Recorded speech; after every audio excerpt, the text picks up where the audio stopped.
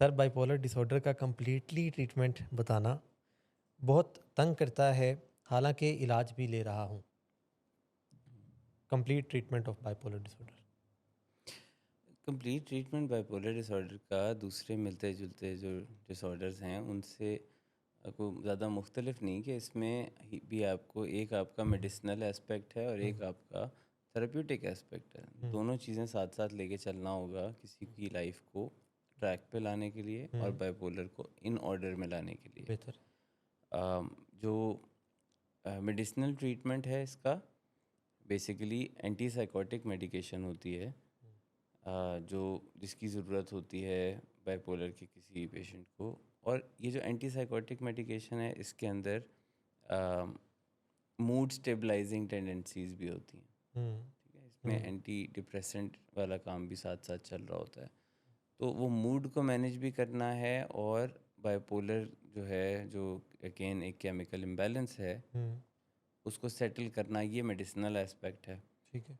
ये कोई professional psychiatrist कर सकता है। हम्म, और थेराप्यूटिक काम जो है वो किसी साइकोलॉजिस्ट को, किसी काउंसलर को वो करने की ज़रूरत है पैरेलल में, साथ साथ। हम्म, इसमें एक चीज़ को मैं अगेन बहुत ज़्यादा अहमियत देता हूँ, और वो ये है कि जो किसी भी पेशेंट को किसी भी डिसऑर्डर जो है साइकेट्रिक, हाँ, जो डिसऑर्डर्स होते हैं उनके साथ अगर कोई बहुत अच्छा ताल्लुक़ बना लेता है, रेपोर बिल्ड कर लेता है, हम्म, अगर कोई उनकी बैठ के सिर्फ बात सुन लेता है जी। और उनको ऐसे बराबरी के लेवल पे ट्रीट करता है हम्म, कि जिसमें उनको कोई नीचे दिखाना या कोई अ, जैसे कमतर महसूस कराना। कमतर महसूस कराने हम्म, वाली फीलिंग नहीं होती और वो फील गुड करा दे, जी, जी, जी। In simple words. तो ये जो पहला वाला काम हमने बताया ना, दवाइयों वाला, हम्म, दवाइयों की नीड वहीं से ना तकरीबन आधी हो जाती है। हम्म, और इस बात को बहुत अंडर एस्टिमेट किया जाता है। हम्म, साइकाइट्रिस्ट या साइकोलॉजिस्ट जी, अगर सिर्फ अपने मरीज़ को वक्त ज़्यादा दे देना, जी, जितनी कि कॉमन प्रैक्टिस है वक्त देने की, उससे ज़्यादा कॉमन प्रैक्टिस बहुत कम है। हम्म, साइकाइट्रिस्ट 5-7 मिनट 10 मिनट से ऊपर नहीं देते। जी, साइकोलॉजिस्ट एट टाइम्स 20-15-20 मिनट खींच के ले जाते हैं, अच्छा जी, उससे ऊपर नहीं देते। हम्म, लेकिन अगर आप और सादे लफ्ज़ों में कहूँ कि अगर आप अपने मरीज़ को भगाने की नहीं ना करते हम्म, और अ, उसको सुनते हैं। उसको सुनते हैं, उसको बैठ के बिठा के उसके साथ रेपोर बिल्ड करते हैं, उससे बात करते हैं, तो in some cases I have observed no need of medication hmm, और प्योरली काउंसलिंग से भी मसले हल हो जाते हैं। And in other cases medication आदी कर देते हैं, आपको इतनी ज़रूरत ही नहीं पड़ती हम्म, उसका मूड स्टेबल रखने के लिए, उसका मिजाज कंट्रोल करने के लिए। हम्म, यहाँ तक कि एडिक्शन के पेशेंट्स में विड्रॉल मैनेजमेंट जब हम कर रहे होते हैं, हम्म, अब वो एक बाकायदा तौर पे जिस्मानी चीज़ है जी, विड्रॉल मैनेजमेंट। हम्म, लेकिन अगर आप अपने विड्रॉल में रहते हुए मरीज़ की, जिसको शदीद क्रेविंग्स हो रही हैं, उसको टाइम दे देते हैं, उसके साथ बैठ के बात करते हैं, उसको अ, अच्छा फ़ील करा लेते हैं, हम्म, तो आपकी विड्रॉल मैनेजमेंट ऑटोमेटिकली आसान हो जाएगी। हम्म। इस बात को बहुत ज़्यादा अंडर एस्टिमेट किया जाता है, यानी फ़ील देना, अच्छी फ़ील देना रोल प्ले करता है।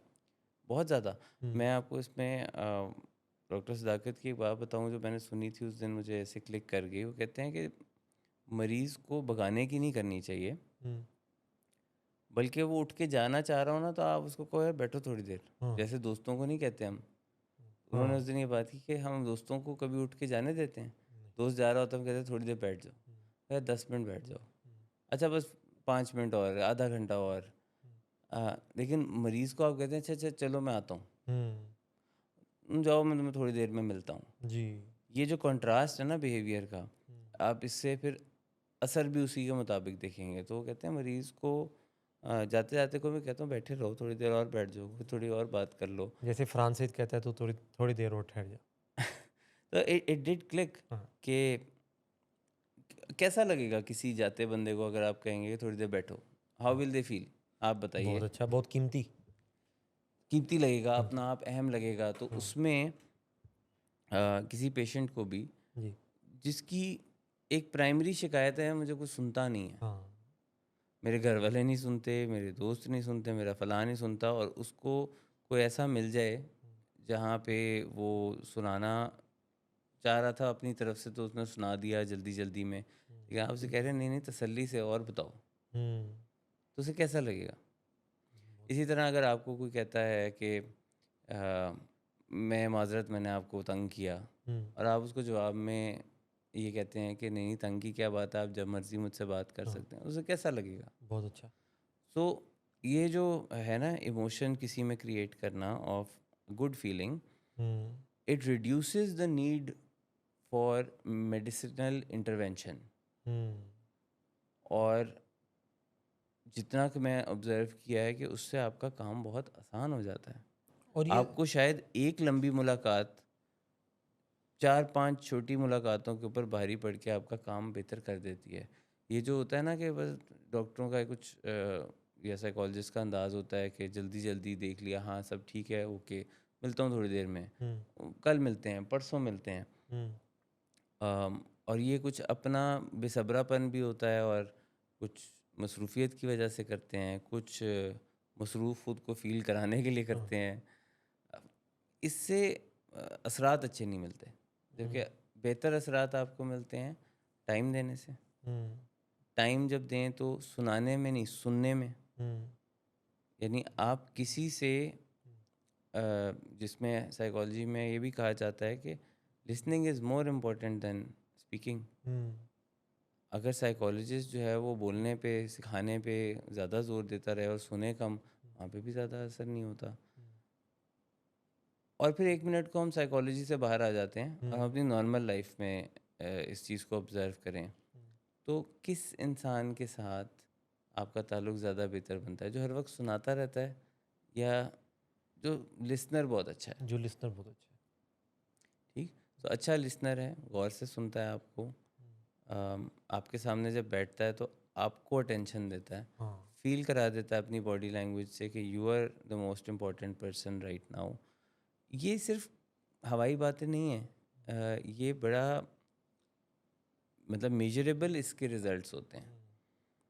और इसमें आप देखोगे कि किसी को आप बैठे हो, आप उसके साथ ये बाकायदा स्टडीज़ होती हैं। हुँ। एनएलपी में, न्यूरो लिंग्विस्टिक प्रोग्रामिंग में, आपको ये चीज़ें सिखाई जाती हैं कि किसी के सामने बैठें, जी। उसकी बॉडी से अपना पोस्चर मैच करें, उससे आई कांटेक्ट मैच करें, हुँ। उसको अहम फ़ील कराएँ, और फिर आप नतीजा देखें कि वो कैसे आपके सामने खुल के अपनी सारी बातचीत करता है। लेकिन अगर मैं आपके सामने बैठा हूँ तो एक तरफ मैं अपने फ़ोन में कुछ देख लूँ, दूसरी जी। तरफ मैं अपने दराज़ को खोल के कोई उसमें से काम कर लूँ, फिर लैपटॉप पे भी साथ में रखा हुआ है। एक बंदे से इधर भी बात कर रहा हूँ, एक कॉल भी सुन ली दरमियान में। हुँ। फिर मैं कहूँ अच्छा हाँ, बताएँ जी आपका क्या मसला था? या ये कहना पड़े किसी को कि जी इसको दोबारा रिपीट कर दें। हाँ, आप क्या कह रहे थे मैं सुन हाँ। नहीं सका। So these things matter, and specially as a profession, so much specially when you are getting paid for it. जी, जी, जी। ठीक है? आप एक काम के पैसे लेते हैं, हुँ। उस पैसे को हलाल करने का बेहतरीन तरीका ये है कि वो जो जिस चीज़ के लिए हैं लोगों को उतना टाइम दें, उनको अटेंशन दें। अगर अटेंशन किसी पर्सनल रीज़न्स की वजह से आप नहीं दे सके, हुँ। क्योंकि इंसान हैं, वो भी हमारे हो सकते हैं। हुँ। मेरे साथ 2 या 4 मर्तबा ज़िंदगी में ऐसा हुआ होगा कि अपनी किसी पर्सनल स्ट्रेस, हुँ। वर्कलोड या किसी और वजह से मैं जो काउंसलिंग सेशन कर रहा हूँ, मैं उसको पूरा ध्यान नहीं दे सका। हुँ। तो उसके इख्तिताम के करीब मैंने उनको बता दिया कि ये सेशन काउंट नहीं होगा, hmm. We will not charge for it, hmm. क्योंकि मैं कर ही नहीं सका ठीक से। हुँ। हुँ। तो वो ठीक है, मैंने आपकी बात फिर भी सुनी, माजरत के साथ पूरी अटेंशन से नहीं सुन सका, will do it again, I will do it free of cost, क्योंकि बनता यही है कि जब आप पेड सर्विस दें तब तो आप बिल्कुल अटेंशन दें, but on the other hand अगर आप पेड नहीं भी सर्विस दे रहे, हुँ। अगर आप किसी दोस्त की भी बैठ के बात सुन रहे हैं, तब भी घर वाले की भी बैठ के बात सुन रहे हैं, इन द मोमेंट रहना चाहिए। ज़्यादातर कोशिश करना चाहिए वहाँ पे जहाँ हैं बैठे हुए, जो लोगों से बात कर रहे हैं, उनको अहम फ़ील कराएँ, हुँ। आधा मसला हल हो जाएगा।